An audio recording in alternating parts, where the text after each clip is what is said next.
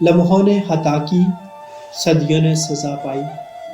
مشہور واقعہ ہے کہ ایک غریب گھر کی لڑکی تھی جو کہ خوبصورت تھی۔ ایک نیک امیر گھرانے کے بچے نے اس کی طرف شادی کی آفر بھیجی۔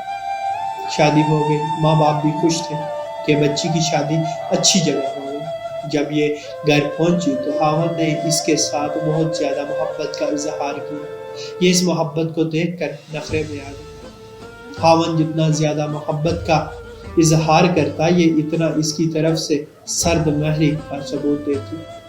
خاوند بہت زیادہ اس کے دل جوئی کرتا۔ صبح شام اس کی رٹ لگی تھی کہ تم میرے گھر کی ملکہ ہو، تم نے میرے گھر کو جنت بنا دیا۔ میں تو سوچ بھی نہیں سکتا تھا کہ اتنی اچھی خوبصورت بیوی مجھے مل جائے۔ یہ جتنا زیادہ اپنی تعریفیں سنتی اتنی زیادہ نخرے میں آتی۔ خیر کچھ دن گزرے، ایک دن یہ روتی دھوتی اپنے گھر واپس آ گئی۔ خاوند اس کو میکے چھوڑ کر چلا گیا۔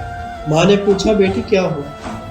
کہنے لگی کہ خاوند بہت زیادہ محبت کے موڈ میں تھا، مجھے پیار کر رہا تھا، چاہتا تھا کہ میں اس کی محبت کا اظہار کروں۔ میں ایسے گمسم تھی کہ جیسے مجھ پر کوئی اثر ہی نہیں ہو رہا تھا۔ بالآخر تنگ آ کر اس نے مجھ سے پوچھا کہ میں اس قدر تم سے محبت کرتا ہوں، کیا تمہیں مجھ سے محبت ہے؟ کہنے لگی کہ پتہ نہیں کیا میرے دماغ پر پردہ پڑا کہ میں نے اس وقت نخرے میں آ کر کہہ دیا کہ نہیں مجھے تم سے محبت نہیں۔ بس یہ لفظ کہنے تھے کہ خاوند غصے میں آ گیا اور کہنے لگا کہ تمہیں مجھ سے محبت ہی نہیں تو جاؤ، جہاں محبت ہو وہی زندگی گزارو۔ میری طرف سے تمہیں 3 طلاق ہے۔ اب جب شادی کے 1 مہینے بعد اس کو طلاق ہو گئی اور پھر ماں باپ کے گھر میں اس کو رہنا پڑا، تب اس کی آنکھیں کھلی۔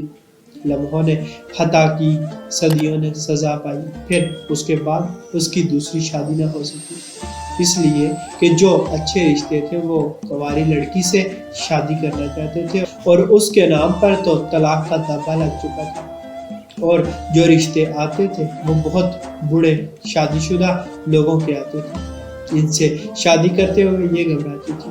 تو اس نوجوان خوبصورت لڑکی کی زندگی دھوتے دھوتے ہی گزر گئی۔ تو دیکھیں یہ کتنی بڑی بے وقوفی ہے۔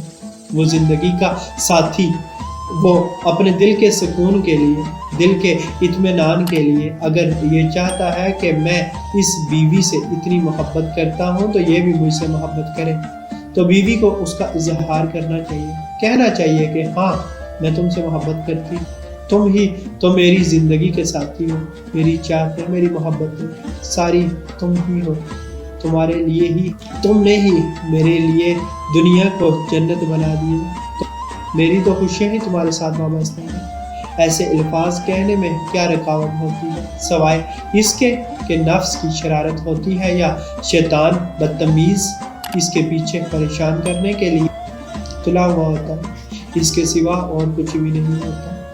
کتاب گھریلو جھگڑوں سے نجات از افادات، حضرت مولانا پیر ذوالفقار احمد نقشبندی۔